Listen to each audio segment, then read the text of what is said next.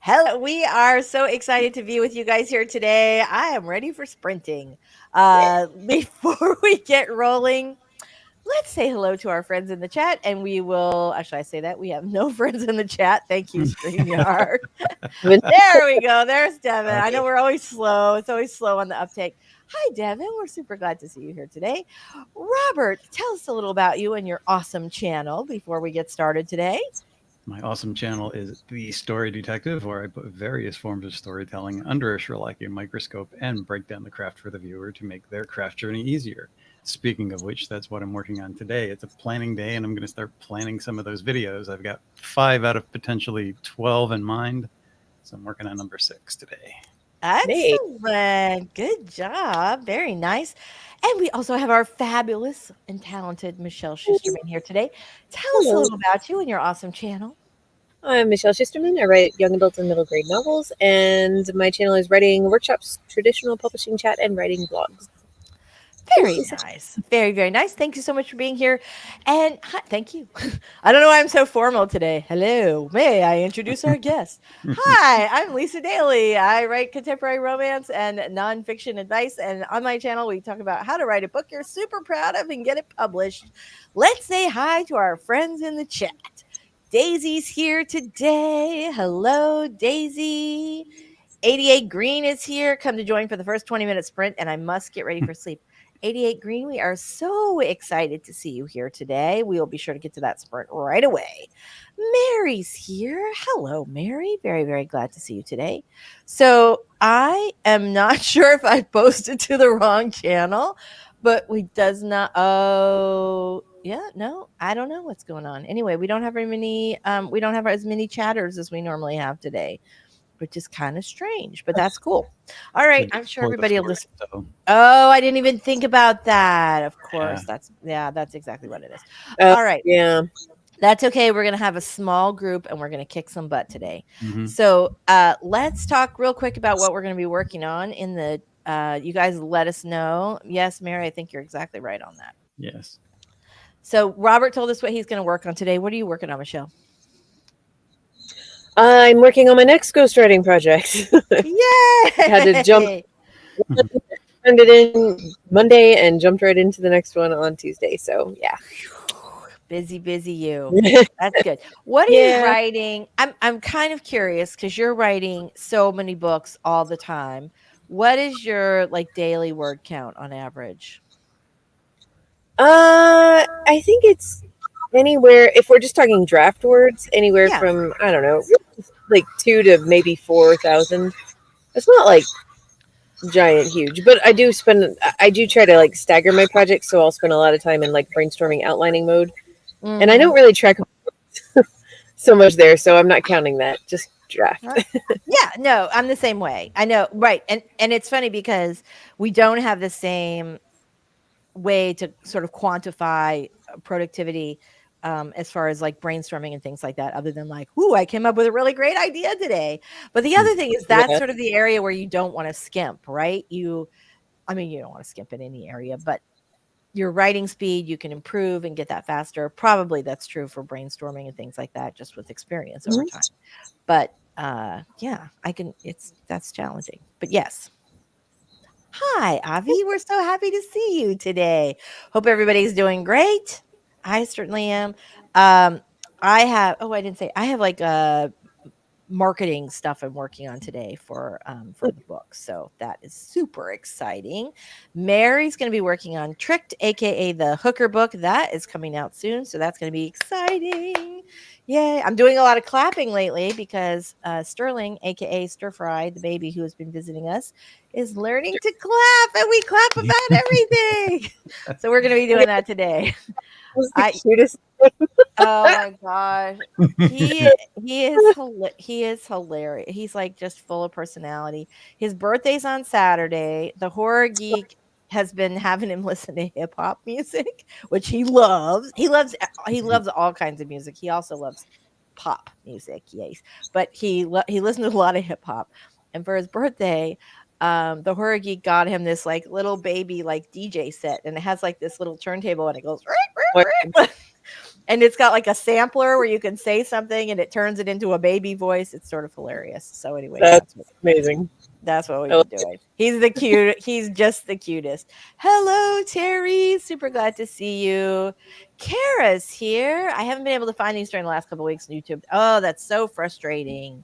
Yeah. You're like, I subscribed. I ding the little bell. What is happening? I know YouTube's really bad with that. Michelle's next project, Ghostwriting for Dummies. You could totally do nonfiction.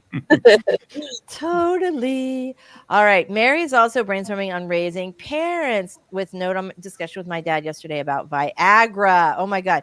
So you know what? I love this idea. I told Mary this the other day. Like I said, this is like something you have a lot of boomers like going into retirement homes and all this stuff happening, and their kids are sort of picking up the slack, and Viagra is an important conversation, as are condoms with your parents, because the group, sorry, I have to just do this public service announcement from my throwback or from my days as a dating expert.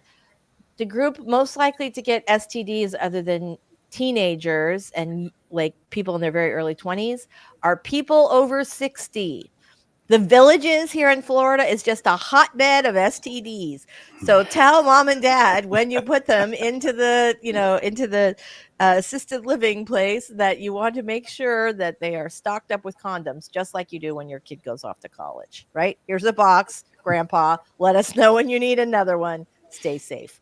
All right. Cool Gamers here. That was a very weird sidebar. Cool Gamers here. We're super glad to see you. Riley's here. Hi, Riley. Yay for stir fry. Yeah, right. Super, super cute. Love it. His name is Sterling. You call it stir fry. You got it. We were like, oh, as soon as we found out what his name was, we're like, oh my gosh, how are you going to come up with, like, this is one thing you always have to think of when you're creating characters in books, right? Because the people who are around them will not call them, Sterling Boniface, whatever, blah, blah, the third. They're not going to do that. They're going to have a nickname, and it's, yeah, exactly. So Stir Fry was the nickname we came up with. Seniors Gone Wild. That's exactly what it is. Whew, they're going crazy out there at the Villages. All right, everybody, let's go ahead and do our first 5 minutes, our only 5-minute sprint, because that's our warm up. And then we'll come back and do 20-minute sprints. So as we've got our 5 minutes up on the clock, go ahead and get your documents open, get your big giant vat of caffeine if you need it, and anything else you need to get pretty productive today.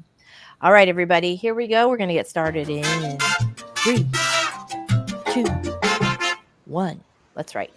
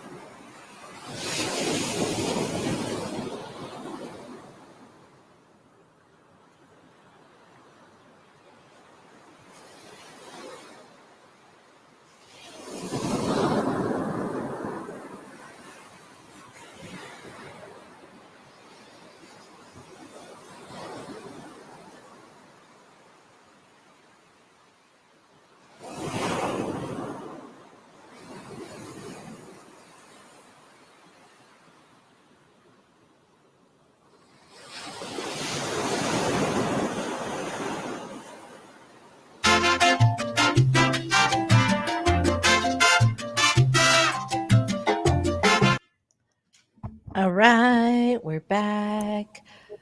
Okay, let me just get rid of that and this. Okay, fantastic. How did everybody do on that first sprint? I did good. I just Good. dove right in. I have no idea how much I wrote, but it felt like about 250, 300 words. So that's awesome. Nice. Awesome. Kara says, thanks for my son. He will never have to have that conversation with me. I'm not interested in that aspect of life. By the way, not everyone in their 60s is in a retirement home. I'm certainly not. Oh, no, we were just, I'm sorry. I do not mean to assume that at all, actually. It's just that my mom just put her best friend of 50 years in a home because she has advanced Alzheimer's and some other good, and I know Mary's dad has had some stuff to deal with, so he's needing a little extra help. And so I feel like in the last couple of weeks that that a lot of friends' parents are needing additional help, but these folks are mostly in their 80s. So anyway, but not every 80-year-old. My mother, for example, is immortal and will probably never go into a home. She might put me in one, but yeah. Anyway, So anyway, and you say that. My mother always said that, but then I need to have the conversation. Okay. RC's here. Sorry, Granny. I should have said that. That was an overshare, and I apologize. RC is here. Very nice to see you. 88 Green got 79 words. Woohoo.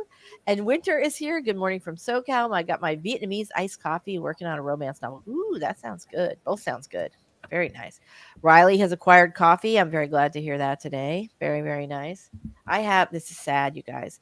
I was off Coke for a long time, unless I had a migraine. I'm so glad you're holding up that cup right now, because otherwise I'd be like, what now? Not that kind of Coke. This kind of Coke. It's only been 4 years, you guys. Okay, so yeah, Coca-Cola, right? And this is a terrible addiction that I've had since college, and I have on many occasions tried to break it. And I have, and then something happens and I go back to it. But this time it had been like a year.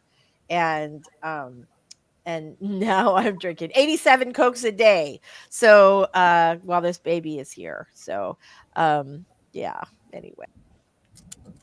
Uh-oh. Oh my God, we're having some Yeah. things today. It's me. The ghost has taken Lisa. Oh, there she is. I can, seriously, this happened last week where I just disappeared. I don't know what it is. They're doing a lot of construction at the front of our community, and I wonder sometimes if that's why the internet's not worked great. Oh, look at that, Kara! I had no idea. That's awesome. I think it takes just special kind of patience. It was really hard. My mom's best friend who went into the assisted living facility, she'd been my mom's best friend for years. She's like a second mother to me. And just spending time with her when I was in Denver for Readers Take Denver, with so much repetition of questions and things like that. And I think anybody who feels called to work with people with dementia, I think that's just incredible, because you really have to be a special person to do that. Yeah. All right. So you guys let us know in the chat what you are going to be working on today. I'm going to get us set up for our very first sprint, because I am anxious to work today. Yeah. All right, here we go. All right, we've got it. Okay, everybody, let's get ready to do our first 20-minute sprint. And if you have a second before we get started, or after or during, drop a note in the chat. Let us know what you guys are working on today. We're super excited to hear all about it. All right, here we go, everybody. We're going to get started in 3, 2,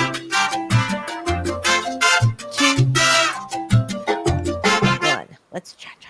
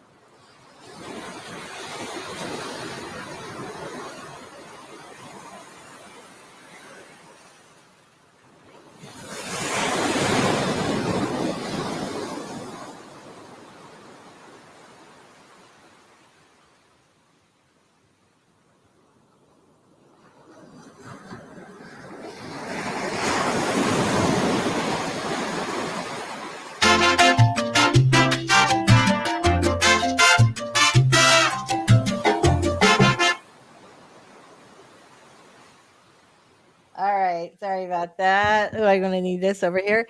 Um, I was like so in it. Oh my gosh, you guys, just like completely lost in what I was doing over there, which I love that feeling. How did everybody else do? I did well. I got Yeah. part one of my tasks done, which was transferring some stuff to start printing up my last draft because I'm going to be reading through it soon. So I wanted to get that all together in one file. So accomplished that. Very nice. I always love to do my first like read through on paper Yeah. because I think you see so many different things that you miss on a computer screen. It's just for me. Plus, I end up keeping those like initial drafts. Like I have a big manuscript cabinet, and I keep those initial drafts with all the notes on them and all that. Just because I love to do that. Anyway, how about you, Michelle? Do you prefer to edit on paper or edit electronically? Oh, can you hear us? Is that for me? Sorry, I don't Yeah. know. Can Yeah, you guys no, hear me? yeah, we can hear you. I was just saying that Okay. everything was speaking up yeah. too bad. Oh, sorry about that. No, I was just asking, No, do you prefer to edit electronically or on paper? Like your first edit? on paper for the big edits. Yeah, exactly. Yeah. How about you guys in the chat? Let us know how you're doing. 88 Green writing the end of my contemporary romance, but won't finish tonight. Congratulations. That's fantastic. Yeah. That's really great news. Love that. Hold on. You know what? That calls for something exciting. Ready? Congratulations, 88 Green. We're very proud of you. Miss Texas G is here working on first draft. Very nice. Very glad to hear that. 88 Green got about 314 words. Yay. Super excited about that. Very, very nice. How did everybody else do? Let us know in the chat. I have no idea. I'm just writing this big piece. So I have no idea how many words I got, but I'm feeling good about it. Riley's here working on my YA sci-fi thriller today. Yes, love that. Love that. That is absolutely fantastic. So, I have a question. So, what's interesting to me is that I read something the other day and then I read something else like yesterday. And they both said like, "Oh, you're less likely to see money right away if you are independently published versus or self-published versus traditionally published." And I thought, well, aside from the advance, which definitely you're not going to get an advance in independent publishing for sure, but unless you do a Kickstarter, which I guess is kind of like an advance, isn't it? But the thing about traditional publishing is like, yep, you're going to get your advance like 2 months after you sign the contract. That's how freaking long it takes. It takes them forever to get you a contract, and then it takes them forever to get you your money after the contract, even though it's the exact same contract, no matter what publisher you're with a couple little strike throughs that your agent is able to get you. But for the most part, it's the same freaking thing. And other than that, it's going to be like to earn out your advance, even if your book is selling like gangbusters, they hold some back for reserve against returns. And so they'll kind of hold a little pot of your money for that. And then I always say this, it's a quill and ink business. Publishing is. There's some old guy. I always think of like, who was the guy in, oh my God, the Scrooge, Crockett, was that his name? Like the Cratchit, right? The little man working down in the basement. That's the accounting department in every major publisher in America. I'm pretty sure working with a quill and ink and one of those big crank calculator things. I'm pretty sure that's how they do it. Even though same contract, same money. Yeah. So yeah. So once you have your initial advance, it takes a long time to get like your royalties that you've earned. They hold some back, then they only do them every 6 months, and then you get the thing. And yeah, so it could be like a year before you see any more money versus independent publishing where you'll start getting your royalties like after 60 days. And then once you get that initial one, you get them every month. So that's kind of a cool thing. All right. Yeah. Oh no. I think the updated version of the accountant in publishing is everybody's on a coffee break and it's like, should we do some work this afternoon? Checks calendar. Mhm. It's only been 3 months since that last batch went out. We got time. I'm sorry I keep disappearing. You're what? Sorry. I think it's so much worse too. It's like they use vacations. You get a 2-week vacation. It's not a 3-month vacation. Why does everything shut down? Yes. Yeah. Yes. Got that. Riley got 420 words on our last sprint. Yay. That's absolutely fantastic. 88. Well, go to sleep, 88 Green, but we're very glad you made it. Miss Texas, she likes doing edits on the computer. Good thing I remember what you're talking about, huh? Because that could have been a little bit pervy. I like doing it on the computer. My handwriting can be suspicious. Yes, totally love that. I feel that. Email a copy from email a copy to myself for backup. Thanks for the sprints. I always do that. I lost a chunk of a manuscript a million years ago. The funny thing is now I primarily write on Google. And so it's always like auto saved in the cloud, but I lost a big chunk of my manuscript. I could never write it the same way. Mhm. And you know how that is, right? You have one of those chapters that it just flows out of you. But if you had to rewrite it, it's not quite the same. And you can't quite, it's not as funny, can't quite hit the same beats. And yes. Anyway. Yeah. So before clouds, that used to happen every once in a while. You'd lose an entire day's work or maybe an entire week's worth. Yeah, I lost like weeks of work. I was so devastated. I don't even, it was like some kind of, it was Microsoft Word. Yeah. Anyway. Of course it was. Yeah, right. Well, and even like something had happened like where my like time machine backups didn't get it. But it was all related to like the glitchiness of Microsoft Word. And so this is one of the reasons why I really like to save my work in the cloud. But I will say, especially when I get to the end of a book, like the last, like you're 3/4 of the way through, I am emailing that thing or downloading it like every single day because I'm just paranoid. Right. Avi. Oh, she's gone again. He said we need to take a shot every time Lisa disappears. Caffeine. I do not know what is going on today. I keep like it has some, I don't know, maybe comment related.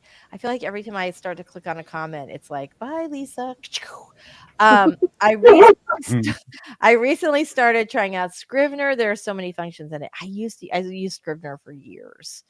And then I would get so frustrated because like I was not writing a ghostwriting project a day like Michelle. And so I would forget, like, in the 3 or 4 months between novels, I would forget how to use the compile feature. And I'd always end up spending like 20 minutes trying to get this stupid thing to like print out one full manuscript. Like, yeah, I'm kind of there for the first time now. And maybe just because it's not what I'm familiar with, but it seems a little odd using Scrivener. Yeah. I mean, I've got chapters here and chapters there, and they're kind of scattered, and I can't look at everything at once. So I'm like going back and forth. Compile, right? Yeah, exactly. Yeah. When you compile it, can you go back at the chapters and look at them individually? I don't remember. It's been so long. I don't remember. I do know that there's a company called ButterDocs that's fairly new, and they do sort of a Scrivener-esque thing that for writers that is cloud-based, and it makes like sharing pretty easy. So that's kind of something to consider. And then, and you know what? It's funny though, because I do so much book coaching now with all my book coaching clients. We almost always use Google Docs. It's just easier. Like all these, I so appreciate that all these tools have all these different cool things. And, Atticus has a timer now and there's all this other stuff. But honestly, like, I don't know. it's no one is more surprised than me that I have basically gone back to just like Google Docs. Yeah, I just word processor in a document to have everything. Yeah, right. That's it. I feel like I'm going more and more low tech. Pretty like a couple weeks from now, I'll be like on it, banging away on a typewriter. Miss Texas G, always email myself the draft or email to my husband. Yes, I think that's true. Doll just started giving Scrivener a chance. We'll see. It looks complicated. It does do some, it is complicated, but also once you learn it, like it can be very helpful. I loved all the, there's like areas to sort of fill out your character stuff. And one thing that's kind of cool is you guys know I've like always done like note cards on a whiteboard. And so it has sort of a feature to do that. It does have some cool stuff, but yeah, I'm kind of back. There you go. See, Avi's doing both. I'm on the free trial, still deciding if I should actually buy it.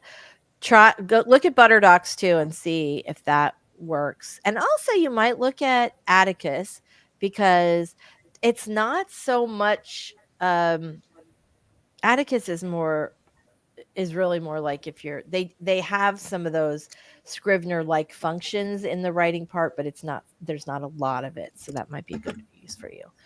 All right, let's see. Yep. See, there you go. Save your documents. I'm always worried. My writing tool is Craft Docs. I'm so happy with how I can organize everything inside Craft. Scrivener's like my backup. Oh, that's cool. Plotter, right? There's a lot of people absolutely love it. I have not, I know a ton of people who use it. I have not used it. Have either of you guys used Plotter? I've looked at it, and I think I downloaded it to my Kindle in case I ever needed like a portable word processor for that, but I haven't used it. Got it. Miss Texas G does. I do free word processors like LibreOffice. I really don't feel comfortable with all the bells and whistles. See, I so appreciate that. When that's what I have on my, I don't know if it was free, but it was like free or $2 or something on my iPad when I go right at the beach. It's just like a super simple pared down word processor, makes a doc. It does hardly anything else. But if you think about it, like Microsoft Office has not dramatically improved Word in. This is why I was like, okay, I'm not paying for a subscription for this crappy program I've been paying for forever. Anyway, yes. Yeah, absolutely. There's certainly an electronic paper trail that way as well. So very nice. All right, guys, let's go ahead and do our next sprint. Let me get this back on here. Dun, da, da. All right. Who's ready for number 2? I know I am. I'm sorry. I'm such a dork today. I keep getting it's like it throws off my momentum or my vibe every time I get kicked out of StreamYard. I do not know what's happening today. All right, everybody, let's get started. 20 minutes up on the clock. We're going to go in 3, 2, 1. Let's cha-cha.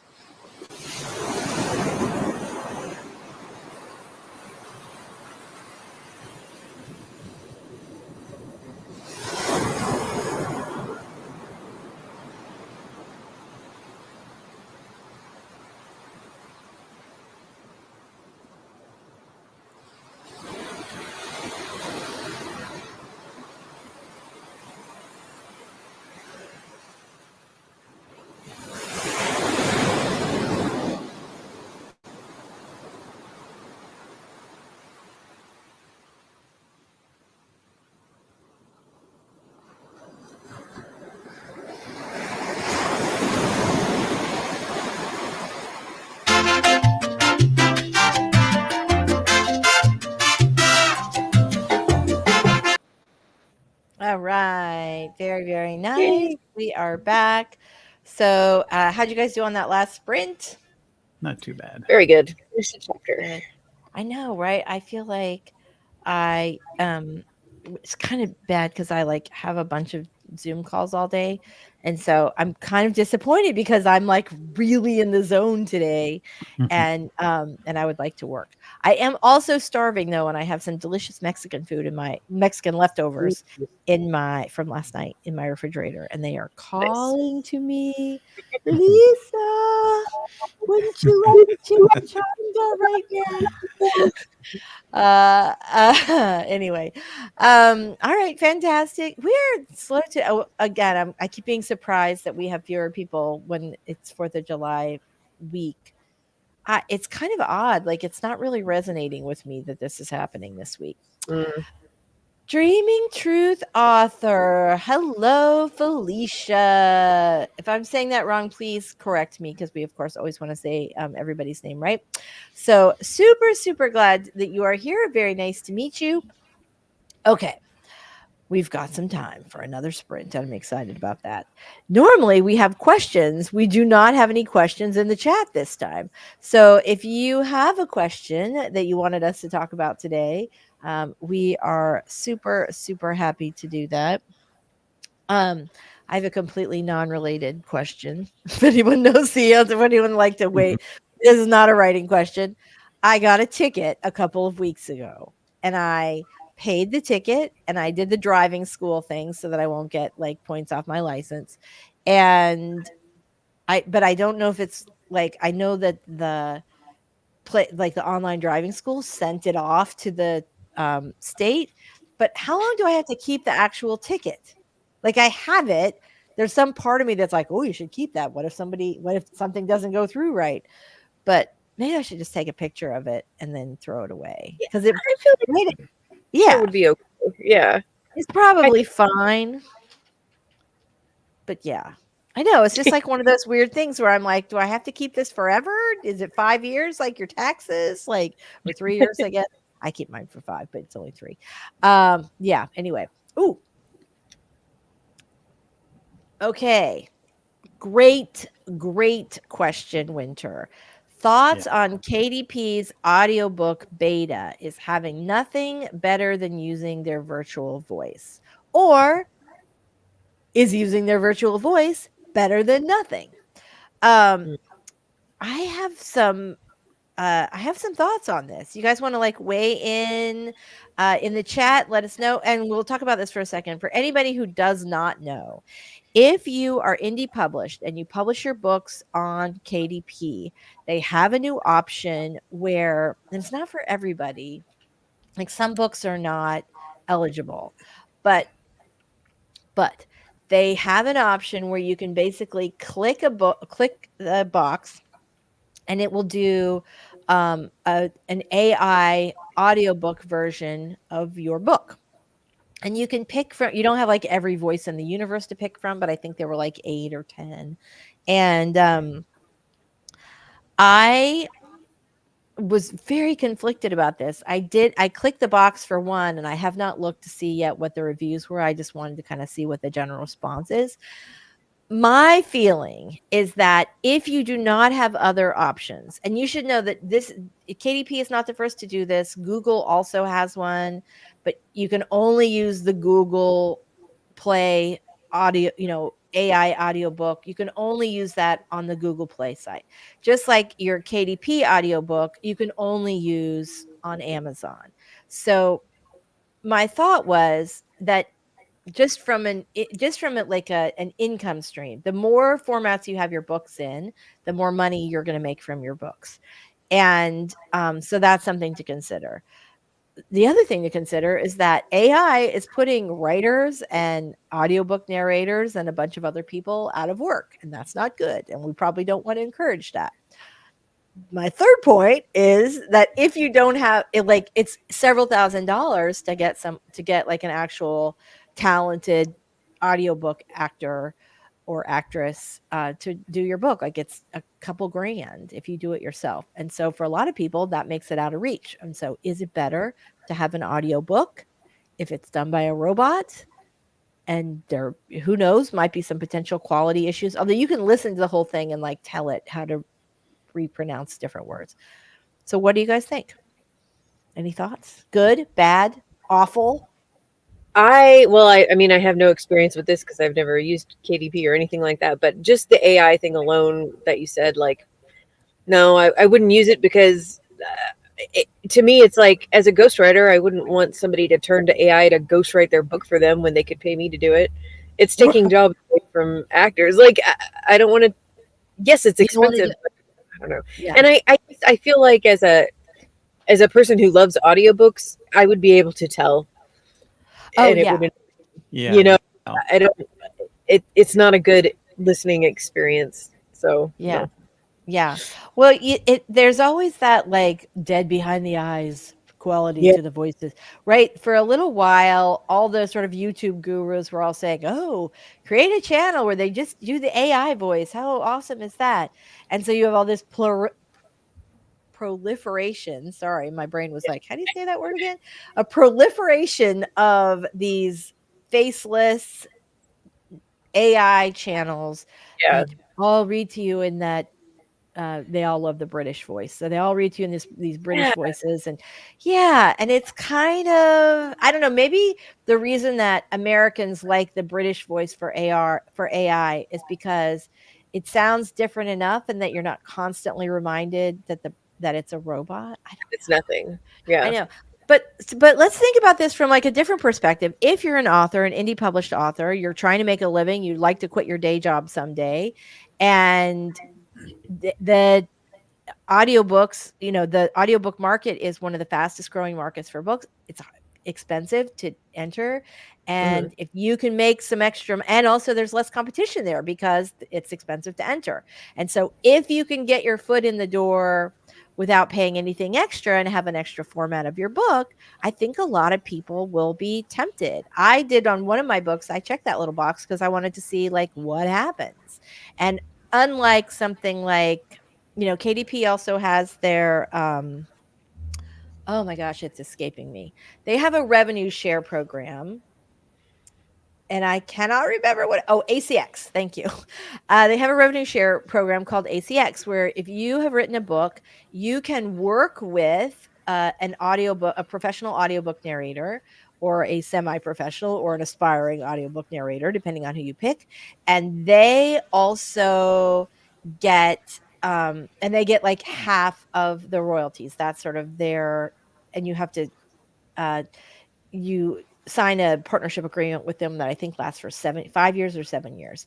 And so that is another way to get an audiobook produced for no money out of pocket. But again, you're tied to this person and giving them half of the royalties from the audiobook for, quite an extended period of time. So I know it's quite a challenge. Quite a challenge. Dahl says I can definitely tell the difference between a human voice and an AI voice. Absolutely.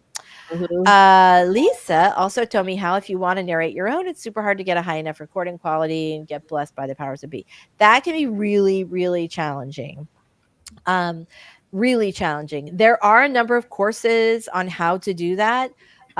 If you have some experience, you can definitely do that. And sometimes you can record it yourself and then have someone else, like have a professional mix it, which is a lot, and put all the files in the proper format, which is going to be a lot less expensive than if you're going to a studio. But yes, it's challenging to do it yourself. I did narrate one of my own books, a nonfiction book. I would never narrate fiction because I think you have to be an actor to narrate fiction well, right? But nonfiction, I think people are super comfortable with hearing the author's voice. So, but I did it myself. It cost me in the studio approximately the same amount of money that it would have cost me to have a complete like having 15 Minutes of Shame, which is a much longer book, paying for a professional actress to do that narration cost me about the same amount that non-professional me. And I had experience in broadcast, right? I was on television for 15 years, but I still flubbed it up a lot in a way that an actual audiobook narrator would not, or at least that you wouldn't have to pay for because they do that. But you can buy equipment, and one of the biggest things is like sound muffling and not getting the echo. And so if you are trying to do it, the best way to do that is to do it like in a closet. So I have professional equipment. My original plan was to do the recording here. I will let you guys know on the event that I ever pull the, pull the pin on that one. All right. Miss Texas G says, I think it should be up to the individual writer. If the quality isn't good, don't use it. But at some point, the technology will improve. Then what? That's where we are, right? The technology is like we're running and it's still trying to catch us, but especially for authors. But yeah, it's not very. It's getting better.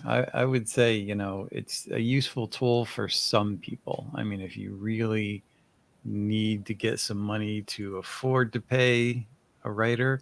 But my other thought is there are so many different communities out there, and we never look across the fence to see the other communities.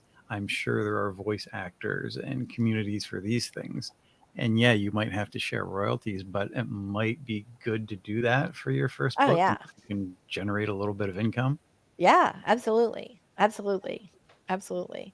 Well, and then you're not putting a narrator out of business, which I really do appreciate. Kara says the AI voice always makes me think, hello, fellow humans. I'm here to read you a story. Yes. Exactly. Ma says, is it really all? It's not really all British voices. I just feel like it's, this is me exaggerating, being my little hyperbolic self. It's not all British voices, but I do feel like there are more British voices. Yes. That it's American channels choosing British voices. Yeah. I quite often hear American ones and they sound fake. I think that's why they picked the British ones. I think the British ones probably sound fake to British people, but they sound less fake to Americans because a British accent already sounds fake to Americans. That's why I said that. It's probably true, but you know what? I totally dig the British accent. I heard one say Alabama. Yeah. Yes. Alabama. It's always one little word that'll slip in there that you're like, wait, what? Oh. Yeah. Yeah, exactly. Daisy says people who use 2x voice speed for audiobooks probably wouldn't mind since obviously they don't care about the quality. They just want to hear the story as fast as possible. Do people do that for audiobooks? I have heard that as like a productivity guru hack. If you want to read more books, like listen to them on the fastest possible speed that you can still comprehend. I will admit I do that for YouTube videos. Like I would totally do that for nonfiction. I would not do it for fiction. Exactly. My challenge with just reading fiction is that I already read so fast that I'm disappointed, like that I'm going through the book so fast. I had a teacher in 3rd grade that taught all the reader kids how to speed read, and I cannot stop myself now, which is great. It was great like in college, or if you have a big stack of crap to read that you really don't want to read, it's fantastic. But if you're like in your tub reading a great story, not wanting to burn through all the pages super fast, it's like trying to play games with your own brain to make yourself slow down. So I would never do that with an audiobook for sure. Yeah, it totally messes it up. I tried to do it with something that I was trying to get through fast. Yeah. And comprehension wise, if there's always things that's gonna, not let your brain completely shut down, and it draws your attention over here for 2 seconds, and then the voice is just speeding on, and it's like, where am I now? Right, exactly. Regina, hello. We are super glad to see you today. Winter wonders if audiences have different expectations, maybe spicy romance readers like The Distance from a real voice. I wouldn't do AI for fantasy or kid lit. Yeah, that's interesting. I don't know. I think people who read spicy romance, as a person who writes romance, I don't think they want The Distance. I don't either. I think they're like, give me more. I will tell you. I shouldn't say I feel like. The fact is, every time I do a book event, they're always like, I keep ramping up the sex in my books. And every time I put out a new book, they're like, oh, I was hoping it'd be spicier. And I'm like, what the? Like, I could go full on total smut. And I'm still, it's because I'm a nice girl deep down, I think. Anyway, love this. Yes, absolutely true. Absolutely true. Mary says, I'll read audiobooks a little faster sometimes if the reader's kind of slow. That is true. Sometimes I'm a fast talker. And so sometimes if the if someone's reading in a way that's slow. I do it so that it's less uncomfortable. Yeah, I only had one that was really slow that I bumped it up to like 1.5 speed just to get it sounding normal. Yeah, yes, exactly. I do. Yeah, I totally do that. Right. So it sounds like right, like you want it to Mhm. sound. All right. Matt Moz says I would find it hilarious if AI started using like regional British accents. It would be a glorious train wreck. That would be awesome. But this is the thing, right? So it sounds like Americans, for the most part, like we can tell the difference between a more like sort of posh accent and a more sort of Cockney accent. But but that's it. Like that's as close as we get. Yeah. All right, here we go. Just one second. Let's see. Notice one male actor did women's voices faster than men, so I had to dial back the speed on the women's voices. Not sure about Wow. that's interesting. Well, he's probably doing higher register, and I think that higher means doesn't it your vocal cords vibrate at a faster level to get a Yeah. higher voice? So maybe that's it. But that's really interesting. That's a really good observation, Mary. Very nice. I did 4 times the speed for my old professors during COVID lectures. You are not the only one, I'll bet. Love, love, love that. All right, guys, let's go ahead and get started with our very last sprint of the day. Let me share this screen. Oh, we're already on 2. Hold on. All right, everybody, here we go. We're going to get started in 3, 2, 1. Last sprint, make it count.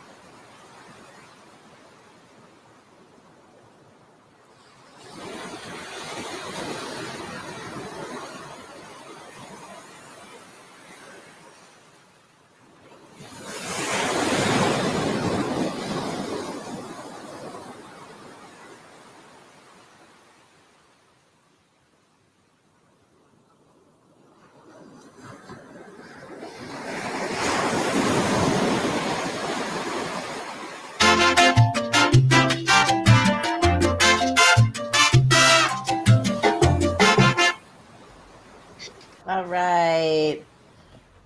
Here we go. Can't get the screen off. Okay. Oop, that's helpful. All right. Yeah. How'd everybody do on that last sprint? Very good. Very nice. Love it, love it, love it. Fantastic Vixens here today. Had to run earlier, but we made it. Yay! We're so glad you made it for our last sprint. Very, very nice. John, tequila. So so before, for the folks who came in sort of at the very last minute, the last thing we were talking about was how actually let me just bring this back here. Bum, bum, bum. It was all about how now Amazon is doing an audiobook beta program where you can basically have an AI read your audiobook and sell it on the Audible store, which was not something. This is the thing that's sort of crazy to me too, is that Amazon, Google, a lot of these places, a lot of these big book retailer platforms have a program where you can get an AI robot to read your audiobook, but you have to be exclusive to the platform, right? Which I'd mentioned before. What I did not say before is that a lot of them also say you cannot have an an AI generated audiobook on their site. Like, so if I let's say had a friend who had an AI bot who was going to do the greatest audiobook ever from my book, and I wanted to upload that to KDP, I could not. I could only use their system, but I can't sell theirs anywhere else. So it's kind of a, I'm sure they all sort of want to keep their proprietary thing, but every time I look at that stuff, I think like, oh God, there go all of our jobs. So Miss Texas G says, one last note about audiobooks and AI. Voice actors in general will always be needed. I bet in the future the two will marry, live actors' voice enhanced by AI. Well, that's kind of true. Just think about like auto tune and things like that. I don't know though. There's have we talked about Upload on this show before? So Upload is a show that's on, I think it's on Amazon. Basically, it takes place in the fairly near future, and the idea is that like instead of dying, you have your consciousness uploaded to this cloud, and you can still communicate with your loved ones. They can visit you with like VR glasses and things like that. And one of the characters in the show is like a Belmont. So all these people who are dead, like, are staying in this virtual hotel, right? And there's the employee of the hotel is a million different people. So like it's one guy's face. So you have one guy, the same guy, he's 87 different bellmen, he's the head chef, he's the massage therapist, he's this, because he's AI.